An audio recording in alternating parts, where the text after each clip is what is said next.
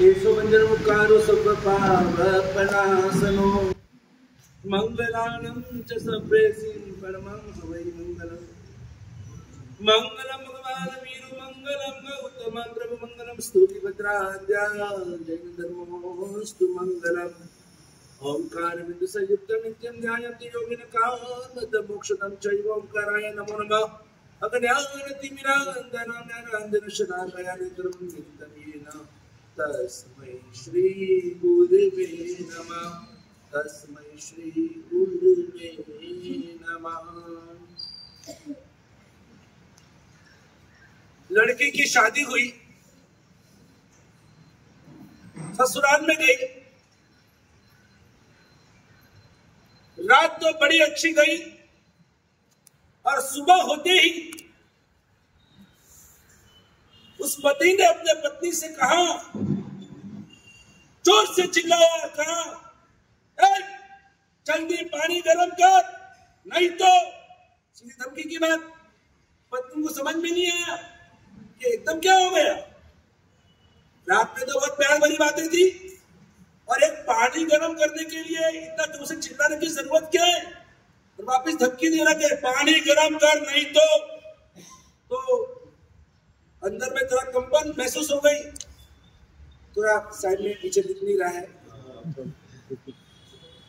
अब पूरे दिन वो बार वो सुबह की बात दिमाग में घूम रही है। दिन में कुछ नहीं, रात कुछ नहीं, दूसरे दिन सुबह वही, वापिस वही बात, वही सिलसिला। वो पति पत्नी से चिल्ला के कहता है पानी गर्म कर, नहीं तो। अरे यार ये क्या तरीका है। 2 दिन 3 दिन 4 दिन हफ्ता बीत गया, रोज यही सुबह तो पूरा दिन उसका टेंशन जाता है कि इसका स्वभाव क्या समझ में नहीं आ रहा है। पूरे दिन में कुछ नहीं, रात को कुछ नहीं है, सुबह होते इसका क्या दिमाग भटकता है समझ में नहीं आता है। और अगर अचानक जाना हुआ उसको अपने मायके में, वहां पर सहेलियां मिली तो पूछिए घर कैसा है, वर्क कैसा है, सब बराबर तो चल रहा है ना। उसने कहा सब बराबर है, लेकिन एक बात समझ में नहीं आई। सुबह उसको 440 का झटका लगता है और रोज सुबह वो मुझे परेशान करता है, मुझे धमकी देता है, करता कुछ नहीं धमकी देता है और पूरा दिन मेरा टेंशन में निकलता है। क्या करूं कुछ समझ में नहीं आता है। सब सहेलियों ने कहा कुछ मत कर, हम तुझे जो एक फॉर्मूला देते हैं तो चल तेरा काम हो जाएगा। मतलब क्या कान में फूंक मार दी सहेलियों ने। और वो तो अभी तो कब जाओ मेरे ससुराल में, देखूं तो सही। अब 4 दिन में यहाँ पर रही हूँ मेरे मायके में, अब उसमें क्या मेरे से कैसा बिहेव करता है मुझे भी देखना है। 4 दिन के बाद वो वापिस गई अपने ससुराल में। दिन में गई, दिन भी अच्छा गया, रात भी अच्छा गया, रात भी अच्छी गई। सुबह हुई और सुबह होते ही वापिस वही सिलसिला। उसने जोर से चिल्लाया, क्या चिल्लाया, पानी गर्म कर, नहीं तो। जैसे कहा उसने नहीं तो, और उसका तो दिमाग गया। वो तो गई रसोड़े में, अपना पल्लू बराबर अंदर घुस दिया और आई बेलन लेकर बाहर और गई बेडरूम में। बोलो नहीं तो बोलो, नहीं तो क्या करेंगे तुम। तो उसने बोला कुछ नहीं करूंगा, ठंडे पानी से नहा लूंगा। एक नारी 100 पे भारी। हाँ, जब तक आप आवाज नहीं उठाएंगे, जब तक आप मुकाबला नहीं करेंगे, जब तक आप सक्षम नहीं बनेंगे, तब तक सब आपको दबाने वाले हैं, सब दबाएंगे आपको। और अगर ऐसा आप चाहते नहीं हो, क्यों, क्या स्त्री अवतार का गुनाह कर लिया क्या। पुरुष प्रधान कर करके हम पुरुषों ने हर बार स्त्री को दबाने की कोशिश की है। जब स्त्री लड़की छोटी होती है अपने पिता से दबकर रहना है, जब शादी होती है पति से दबकर रहना है, और जब बुढ़ी हो जाती है तब बेटों से दबकर रहना पड़ता है। क्यों ऐसा ये स्थिति हमने अपनी माता बहनों की हमने सबने बिगाड़ी है। और इसीलिए आज हर नारी को सक्षम होना जरूरी है। कायरता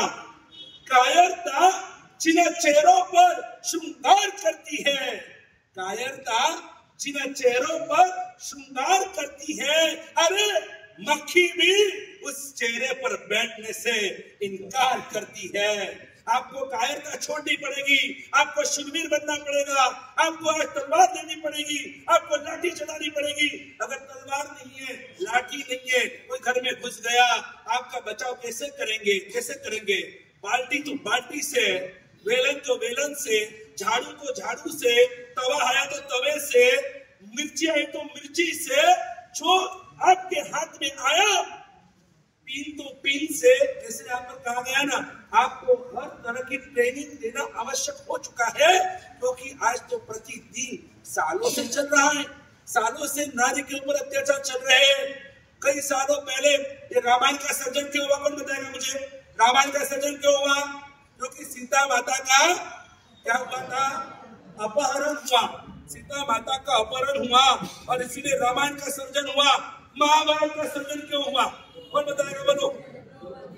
महाभारत का सर्जन इसलिए हुआ क्योंकि द्रौपदी का वस्त्रहरण हुआ था 5 सक्षम पतियों के सामने, और एक महासती द्रौपदी का कोई वस्त्रहरण करे? महाभारत इसलिए हुआ क्योंकि दुशासन ने वस्त्रहरण किया था, इसके लिए हुआ ना। हाँ? किसके लिए महाभारत हुआ? दुशासन ने वस्त्रहरण किया था, दुर्योधन ने वस्त्रहरण करवाया था, शकुनी मामा ने बड़े दावपेच खेले थे। हम यही समझ कर बैठे हैं कि रावण की वजह से रामायण हुआ, और ये दुशासन, दुर्योधन और शकुनी मामा की वजह से ये महाभारत हुआ। नहीं, ये बात सरासर गलत है, क्योंकि मैं हर बार कहता हूँ कि दुर्योधन दुशासन की वजह से नहीं हुआ, युधिष्ठिर के चुप्पी की वजह से हुआ है, भीष्म पितामह की चुप्पी की वजह से हुआ है। और उसी समय अगर पांडवों ने जिस समय अगर द्रौपदी के चिप में हाथ डाला ना, उसी समय अगर इन पांडवों ने वो हाथ को काट दिया होता ना, तो आज ये महाभारत नहीं देखना पड़ता। लेकिन हुआ महाभारत, क्योंकि सब चुपचाप बैठे तमाशा देख रहे थे। और अंग्रेजी में कहते हैं, the world suffers not because of the violence of bad people, the world suffers not because of the violence of bad people, but because of the silence of good people. सब चुपचाप बैठे तमाशा देख रहे, सब चुपचाप बस तमाशा ही देख रहे हैं, और तमाशा देखने में हमको आनंद आ रहा है। नहीं चलेगा। जब श्री कृष्ण महाराजा को जब अंतिम समय पर बाण लगा ना, पैरों में बाण लगा, और उस समय उनको पूछा गया, सारथी ने पूछा कि महाराज इस दुनिया को कोई संदेश देना है क्या? संदेश। तब श्री कृष्ण महाराज ने कहा, श्री कृष्ण प्रभु ने कहा, बोल देना दुनिया को, उद्धरण आत्मनात्मानम, कि अब तेरा उद्धार तुझे खुद को करना पड़ेगा। अब मैं वापिस इस दुनिया में जन्म लेने के लिए मैं नहीं आऊंगा, तुझे ही कृष्ण बनना पड़ेगा, तुझे ही राम बनना पड़ेगा, तुझे ही वामन बनना पड़ेगा, तुम्हें ही दुर्गा बनना पड़ेगा। हम भी रोज मंदिर में जाते हैं, कभी मानी भद्र जी की माला गिनते हैं, कभी नाकुड़ा भैरू जी को याद करते हैं, उनका जाप करते हैं, कभी हम चक्रेश्वरी पद्मावती का स्मरण करते हैं।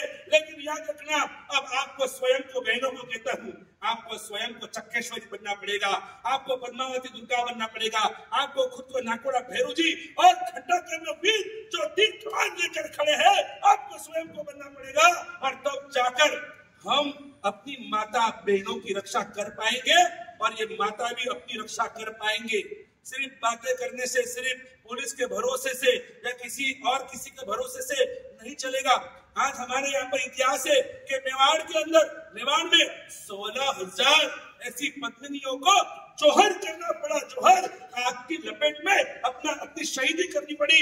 लेकिन आप देखना, कभी इजराइल के लिए सुना है आपने कि वहां पर किसी स्त्री ने जोहर किया? क्योंकि वो इतनी सक्षम बन चुकी है, वहां पर मिलिट्री ट्रेनिंग स्कूल से दी जाती है, स्कूल और कॉलेज से उनको कंपल्सरी। आज वो भी 1 करोड़ है, हम जैन भी 1 करोड़ है, और फिर भी देखो कि उनकी स्त्रियां, उनकी लड़कियां, उनकी बहनें मशीन गन लेकर निकल पड़ती है। हम तलवार की बात करते हैं, सच में ये अफसोस की बात है कि जो 64 कलाएं भगवान आदिनाथ ने बहनों को सिखाई थी, जो 72 कलाएं जो भगवान आदिनाथ ने पुरुषों के लिए बताई थी, और वो आज लुप्त हो चुकी है। हमें सिर्फ एक कंप्यूटर कला पता है, एक मोबाइल की कला पता है, बाकी सब कलाएं हमने छोड़ दी है। हमारा वो पर लक्ष्य ही नहीं है, और इसीलिए आज बार बार आपकी सुरक्षा की बात आकर खड़ी है। क्यों हम चिंतित हो? क्योंकि आप लोग अबला हो, अबला।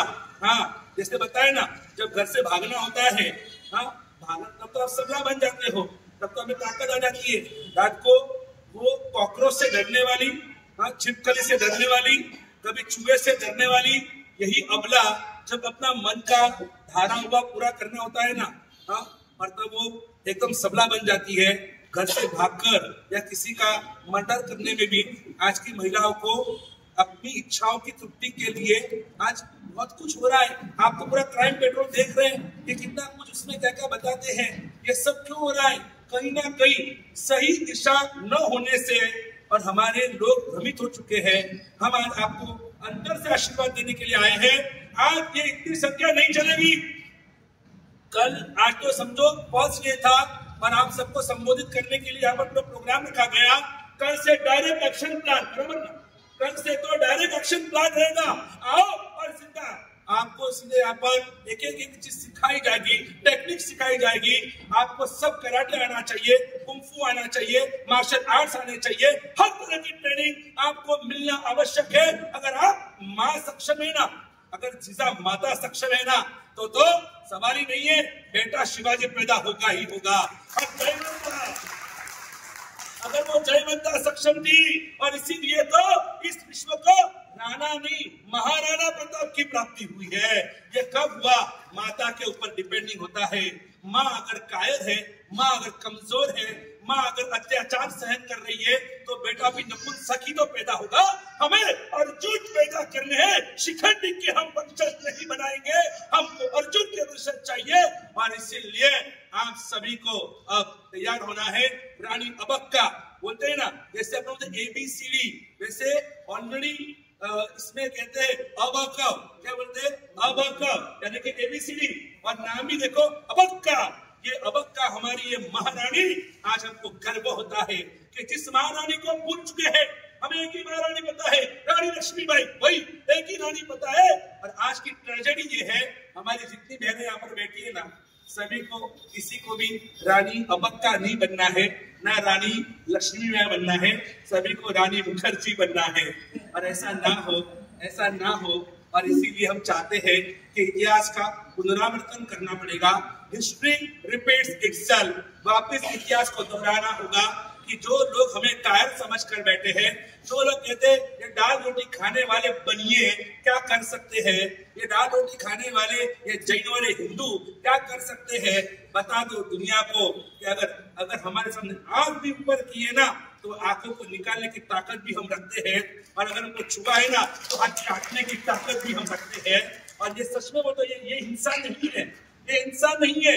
मुझे जब हमारे भंडारी सिंधी भाई ने आके कहा कि महाराज साहब जी, अगर ये सब हम लाठी काठी तलवार की बात करते हैं, तो अपने अपने में से विरोध, अरे अपन अहिंसा प्रेमी है, ऐसा क्या कर रहे हो, ऐसा नहीं करना चाहिए। हम महाराज जी, क्या हम सही है क्या गलत है? मुझे पूछने के लिए आए थे राजागुरु में हमारे पंकज भाई बैठे हुए हैं, हमारे अध्यक्ष, और उन्होंने भी कहा महाराज साहब जी, अगर ये विनती करने आए हैं तो आपको जरूर जाना ही चाहिए। और सच में आज आप सबके, ये हमारे जैन सेना और अपने राजागुरु जी जैन संघ, इनको सबकी वजह से ही आज इतना टाइट शेड्यूल में भी मैंने कहा मैं आऊंगा, जरूर आऊंगा, आशीर्वाद देने के लिए मैं जरूर आऊंगा। और आज मुझे इतना गर्व हो रहा है कि मैंने भी 5 साल हमारे ओसवाल मंदिर में, हमारे अचल भाई जो जिस संघ के वहां के ट्रस्टी है, और वहां हमने भी जैन आर्मी बनाई।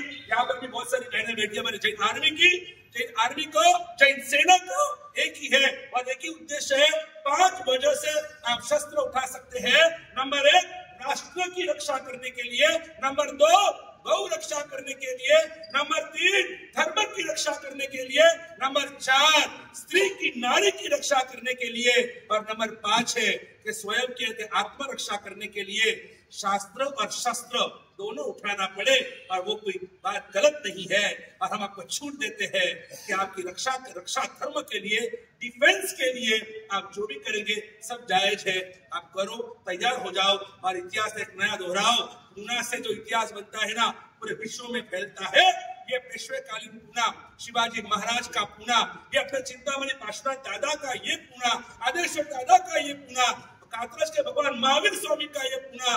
तो हम सब हमसे पुण्य करी और ये दगड़ू शेठ हलवाई का अपना दगड़ू शेठ गणपति का ये पुण्य मैं वापस लेता हूँ। आप सब तैयार हो जाइए और आप एक नया इतिहास बनाइए कि आज आपको वापस ये सब प्रशिक्षण लेना आवश्यक है। आप आइए, आज जितने जन आए हैं कल इससे एक जन 10-10 को लेकर आए। यहाँ पर ये हॉल कम बनना पड़े चाहिए बाहर ग्राउंड के अंदर, और एक दिन ग्राउंड भी कम होना चाहिए। आप देखो बाहर के देशों में वो लोग कितने आगे है, कितने आगे है। ये आप जापान देखो, आप चाइना देखो, आप जर्मनी देखो, उनकी बहनें, उनकी लेडीज ओलंपिक्स के अंदर कितना कुछ करते हैं। और हमारे यहाँ पर सिर्फ बस ब्यूटी पार्लर से तो ऊपर ही नहीं आते हैं। अब ब्यूटी छोड़ो और ड्यूटी में लग जाओ, यही हमारे आपको अनंत अनंत आशीर्वाद है।